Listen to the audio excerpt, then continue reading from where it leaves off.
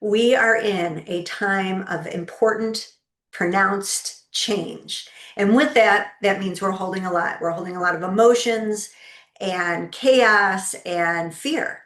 And this week is all about how do we hold that along with loving ourselves one and one another more deeply, more powerfully, so that we can be the change that we seek to have in this world. So let's get started.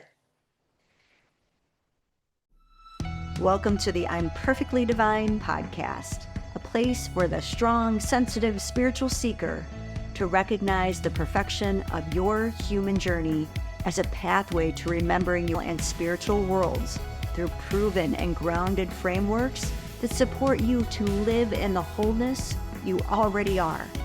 For over the past 2 decades, I have supported people from all around the world, as well as Fortune 500 companies, to dissolve the divisions within them and live with greater empowerment and love. This podcast is an exploration of the paradoxes that befuddle us as we live our lives being both human and divine. Together, you and I, along with other experts, will navigate integrating psychology and spirituality, the divine feminine and the divine masculine, the darkness and the light, to create greater sacred union from within. I believe through your remembering that you are innately divine, that you will allow yourself to more openly shine. So let's get to it, because your unique light is needed more than ever. Hello, beautiful soul. I'm so glad you're with me on today's I'm Perfectly Divine podcast, as I want to explore with you today, how do we weave in the love that you are into the world as we go through challenges, as we go through times that feel very chaotic, and hold both the aspects that are coming up for us emotionally, the fear, the anger, the frustration, holding that and what that means, along with weaving the love that we are into the collective so that we co-create what we want rather than more fear.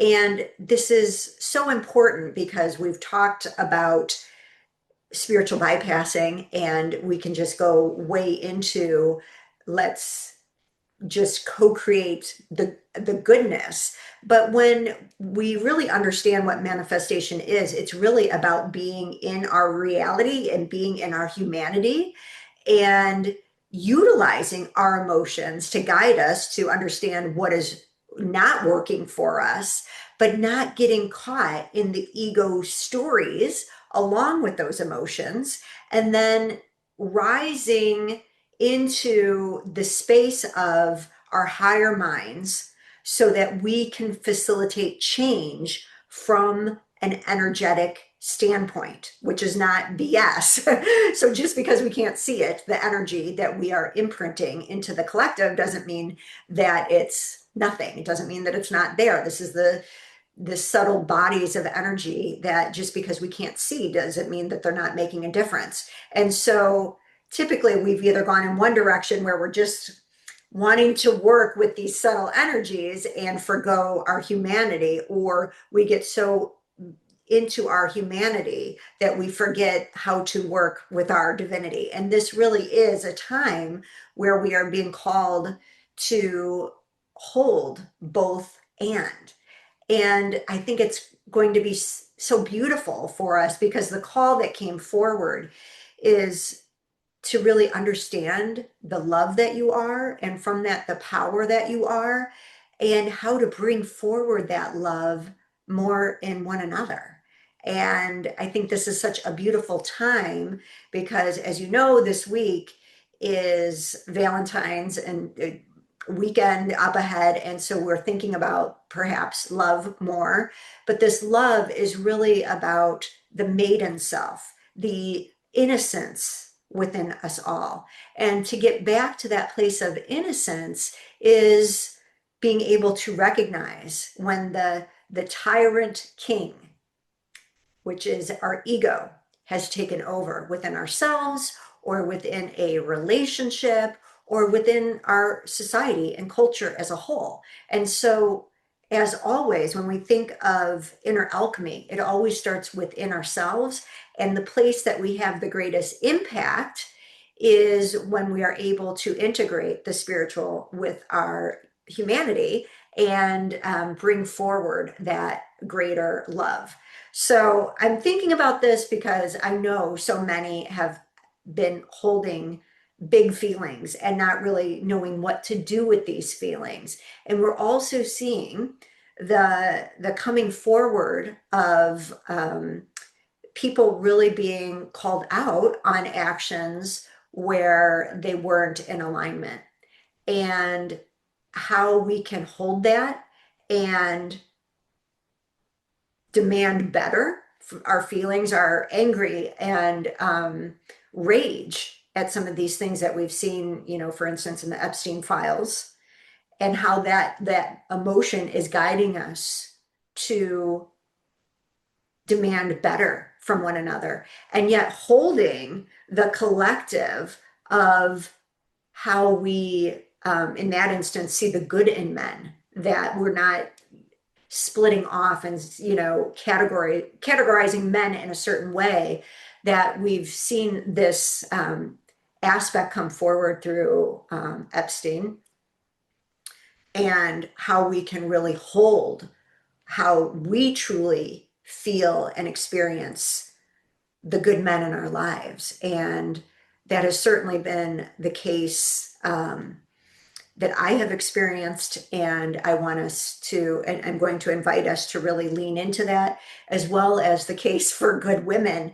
and how to emphasize that. And so we can do both. And this is what I've done all along when I've worked with couples, what I bring into my own relationships, whether that is with um, my spouse, my husband, my children. It's being able to recognize like this piece that may not be working, but not making it the overarching identity of the relationship and or of that person, right? And really holding the higher self, the sacred self that you witness within those that you love.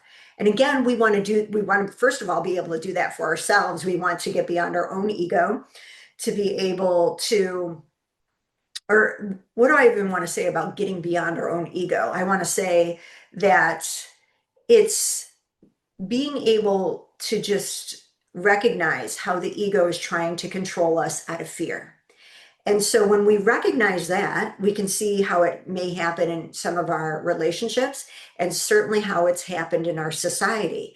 And so we're, today's invitation is looking at how we can work on ourselves from the microcosm and understand that the micro is a mirror for the macro and vice versa. And so we have the opportunity to be greater mirrors of love, while also, again, utilizing our humanity and our emotions to say, yeah, this isn't working. And here's how we can course correct without making that into degrading another. Because when we degrade another, then we are going back into an energy that doesn't recognize our oneness.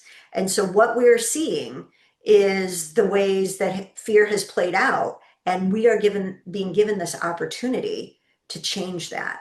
And that's why it's also, while it's such a challenging and heartbreaking time, it is breaking our hearts open to do things differently and to really step in to greater love. And what I've seen in the world as people demonstrate what isn't working for them, it are just absolute beautiful reflections of love, and when facing hate and fear.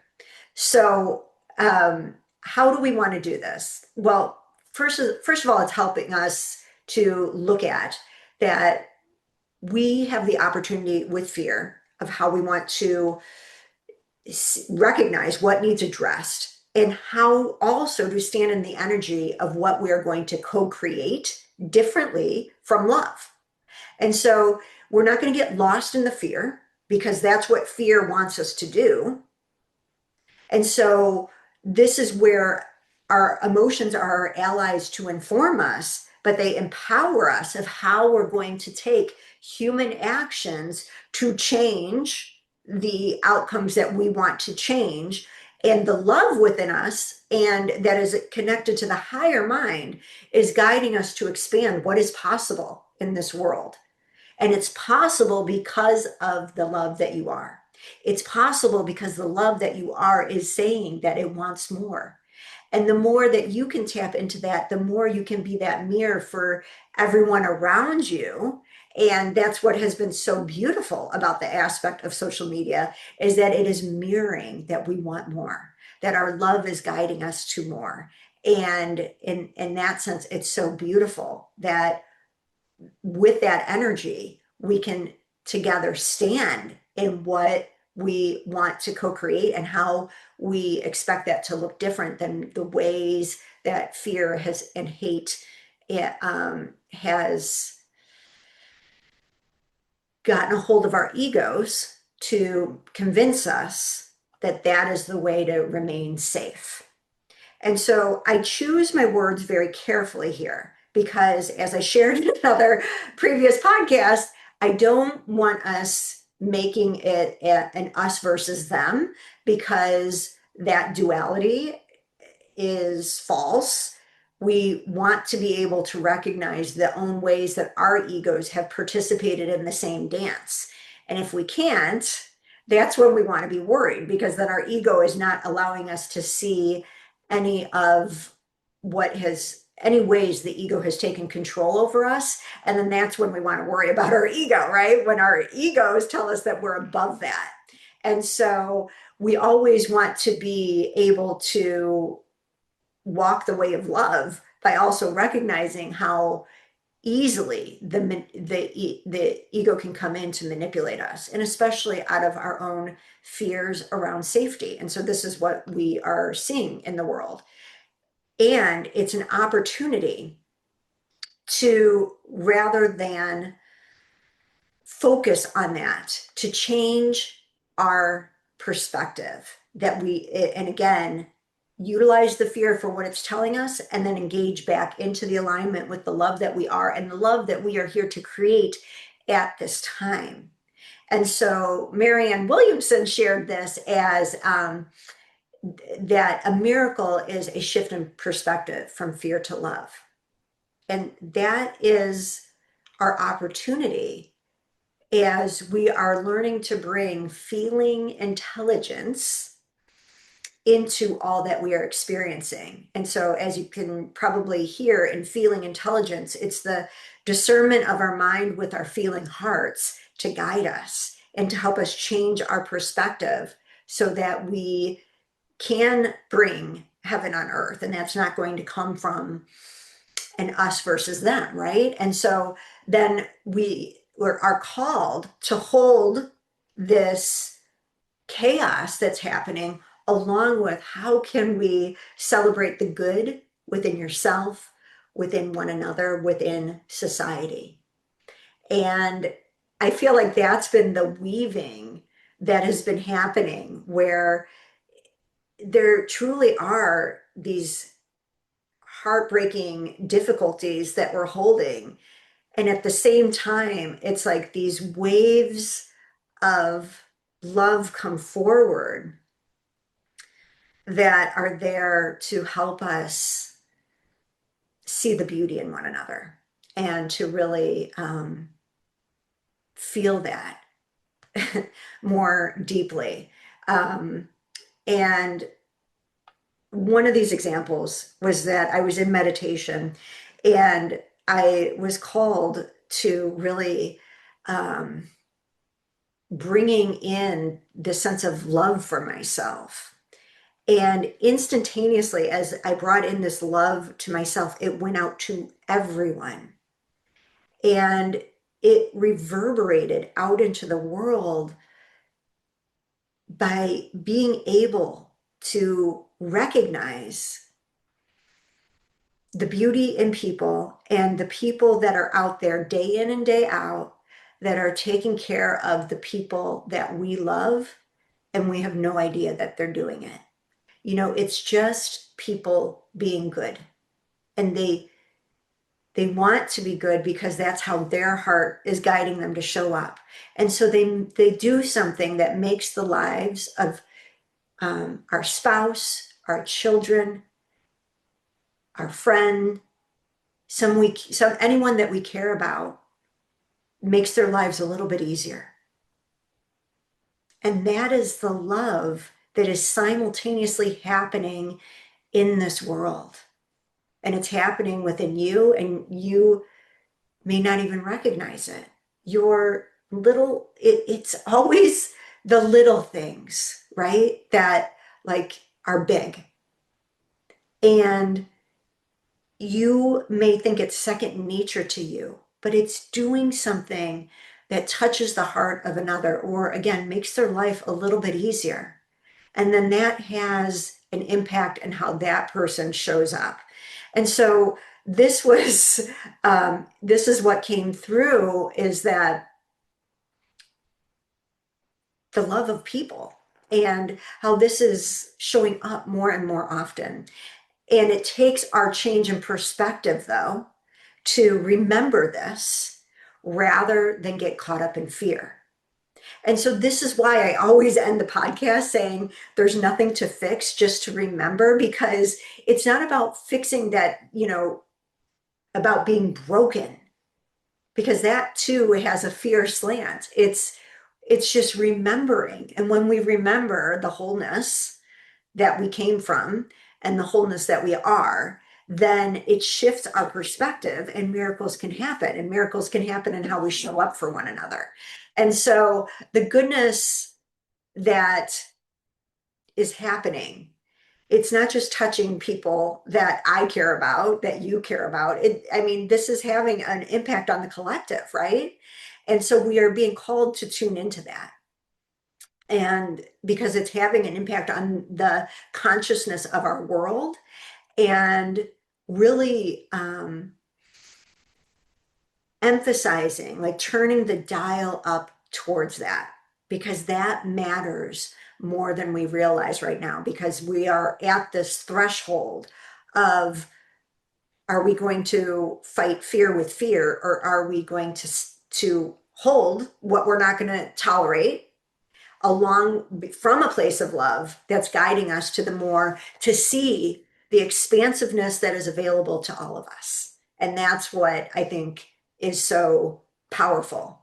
And it's really recognizing that we've all been impacted by the tyrant king of our own egos.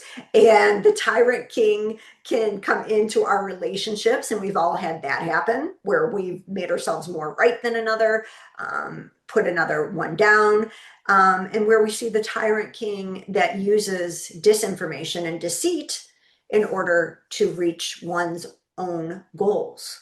So we see that in ourselves, and that we have gone through that experience in order to remember the love that we are, because we know then that it's possible as a collective to bring that forward, as a society as a whole. And I think that is what we are in the midst of doing, and that is what we are here to do collectively. So how I like to look at this is, really, if we look at our relationships, and we've all had relationships where there's been challenges, there's been struggles, but in the end, that relationship is never about the challenge. In the end, it's how you together worked through those challenges, so that in the end you find greater love.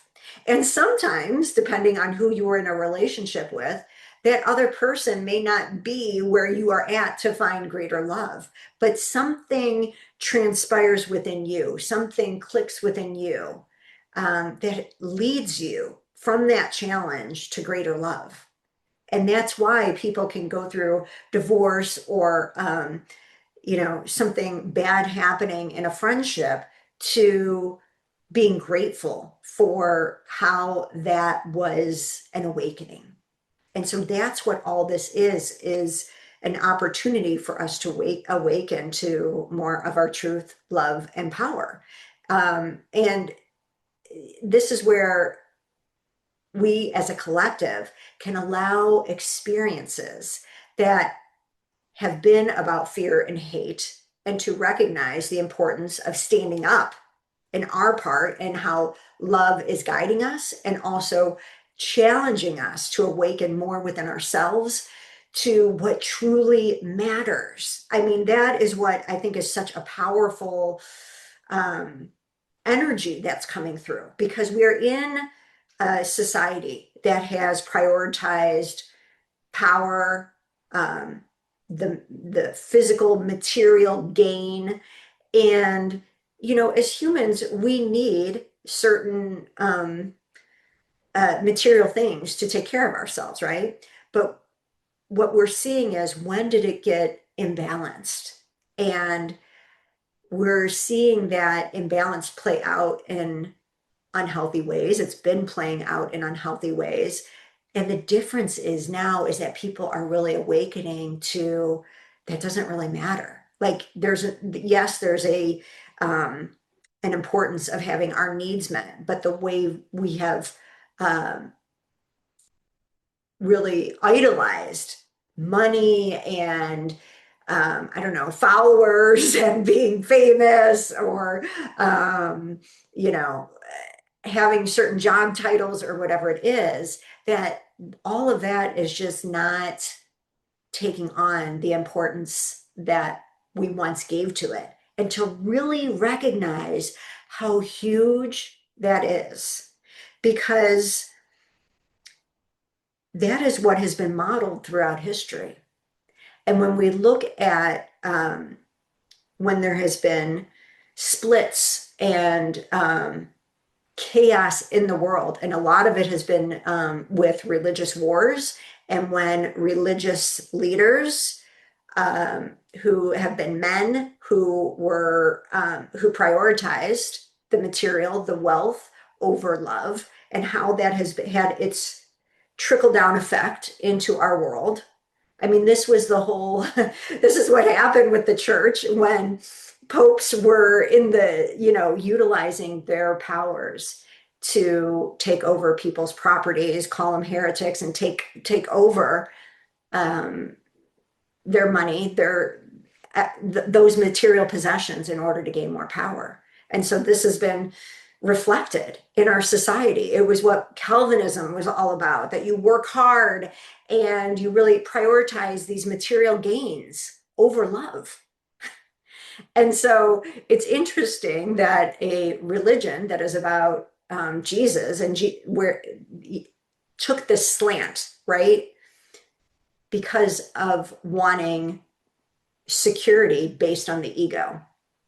So there's a difference between what the love and unity consciousness of what Jesus stood for, and then a institution that claimed it was supporting the teachings of Jesus, but kind of pick and chose the ones that it wanted, and to, make a case for ways of building up their own wealth.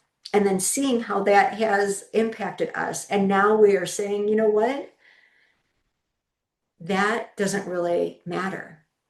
And how that is impacting our relationships, and how we are being a mirror for wanting something greater for ourselves and one another. I was inspired by an email I received from Kayleen Osbo. Kayleen is she interweaves the spiritual within arts and poetry, and it's just really beautiful. And her post was in praise of good men, and she was bringing this forward because of everything that's happening with the Epstein files and so forth. And I thought this was very powerful, because it's a recognition that we see our men, our good men, for who they are, and the love that they shine into the world, and that we're not going to allow this experience of what some men got entangled with to define all men, because that is so far from the truth. And to recognize that whole um, misguided, hurtful, abusive behavior has been an abusiveness that has ran through millennia, and in people that we have called leaders and people that we have called church leaders, and who have guided us to say to not recognize our own authority and give our authority over to them, and in doing so abuse it. And so that's just it's not, we're seeing that as a reflection of how that still happens today, and we are not tolerating it. And I think there's opportunity to um, stand more and not tolerating that, and how the abuse of what has occurred with those involved in that, and as well as to hold up the the beauty of good men and the beauty of good women, and the intertwining that happens with that. Because for men, I think it's really witnessing in the couples work that I've done, and certainly with my husband, and even in my own boys, just seeing how they want to be good people. And for my husband, it's just it's how he shared with me that he always wants me to see him in a good light, like that's important for him. And because that is a value of his, when there's a disagreement between us, when there's conflict, he's willing to see things from my side, because the overall goal is that we are holding each other in the love that we are. So he doesn't need to hold on to his ego that says, I need to be right about this. He wants to see things from my perspective so he can understand where things went awry. And, and I'm invited to do the same. And we can do that without our egos needing to be right, because it's not about being right. It's about how do we bring in more love. And when we can give that to ourselves and we can give that to our relationships, I'm certain we can bring that to our society.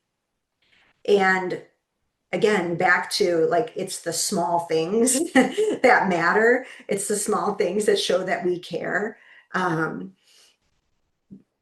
it's that way because it touches us. It helps us remember that we're being thought of and we matter. And that's why these little acts that you do, not for praise, not to be seen, but because your heart calls you to do it, is more meaningful than our minds can comprehend. You know, the other day we've been getting a lot of snow. I live in the Midwest, and my husband knows that every morning I go out, I go to and I do a energy honoring of the energies in my yard, and have a circle to honor the elements. And so he went out with the snowblower in the grass and carved a little circle for me. And I was just so touched by that, because, he's taking, he already did the driveway and the sidewalks, and here he is doing this just because he knows it'll be easier for me to trudge out into the lawn. And it's like these little things that are such huge reflections of the love that we are, the love that we have to give, and the love that matters. And for us to be mirrors to one another with that, and that we can hold that the empowered masculine wants to do that for the empowered feminine. Because when the feminine is held in this way, we hold the masculine in a way. The beauty and love of women are able to hold the masculine. And again, this isn't just male female, this is energy, and we all hold this energy. But the feminine is able to hold the masculine in the cauldron of love that does not have to strive. And so when the masculine is held in this cauldron of love, there's an inner confidence that comes through that one doesn't have to prove themselves. And then they can naturally allow in the divine to work through them as they are called to do. And we don't have to fall back on that old paradigm that one's legacy comes through material achievement. And that's what's changing. And so it is this beautiful intertwining of the feminine and the masculine working in union within ourselves, again, of our feelings and our feeling wisdom, along with our intelligence that gives us discernment. So that's within ourselves, the feminine and the masculine, and within our relationships and within our society. And so it's really allowing the empowered masculine and the empowered feminine to work together. It's allowing this to be vital energy that guides us in our next steps. And it's really being able to hold what we desire for ourselves, how we desire to treat ourselves, that we are awakening from being asleep and integrating our emotions with our intellect in a balanced way, that we are waking up in relationships to the us rather than me versus them. And in doing so, we bring that to the collective. And this is the power of what we are bringing forward. And this is not, I'm just going to do this energetically. This is wholeheartedly how we show up in our humanity to bring this forward. And so our spiritual connection helps us align there, right? It helps us give us the inspiration and the insight and the love. And we have to have the courage to be vulnerable, to awaken, to be bold, and show up as we are intended to show up. And so often, I've heard people say, like, relationships like that are just in fairy tales, and we can't have, like, fairy tales aren't real, wake up, right?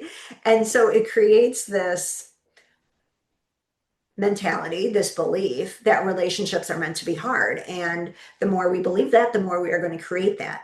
And so that is shifting, where we have the opportunity to say, I don't want my relationship to be hard. I don't think it has to be hard, because I'm not choosing someone to be the fairy tale in terms of, I'm looking for, I'm Snow White and I'm looking for a true love's kiss to fix me. It's, that's how it's been portrayed to us. But really, we are Snow White, the innocence within us that has fallen asleep because of our ego. And we are being awakened by the true kiss of the divine to live with eyes wide open, to live in recognition of who we truly are, and the truth, love, and power in that, and the incredible responsibility that it takes within us. And it's an ongoing devotion to ourselves, to the divine, and ultimately to one another. And so those relationships that uplift one another, that recognize the sacredness in one another, is not a fairy tale. It's the opportunity of what we get to be with one another. And the more, again, we can give that to ourselves, the more that we can bring that to our relationship, and the more that we can be that energy for what is possible for our world. And so this is the dream that we have for our world. And then we have the practice of how do we bring it into our reality, starting with the micro, then to relationships, then to society as a whole. So the choice is to celebrate people and to see the love in them and to honor the differences because the differences are just an expression of the divine. And the divine this is all. And so the more we get to experience differences, the more we get to experience the divine.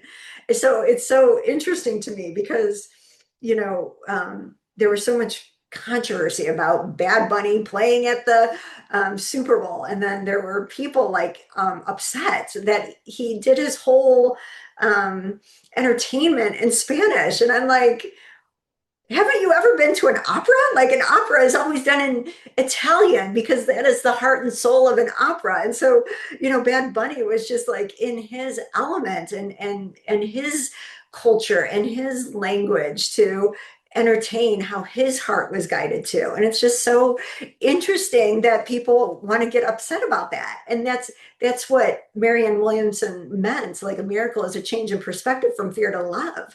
Like people want to be self-righteous that, you live in America and so it's all got to be English, but that's not really what America has been based on anyways. And then we're missing the whole point of one another to experience one another, engage with one another.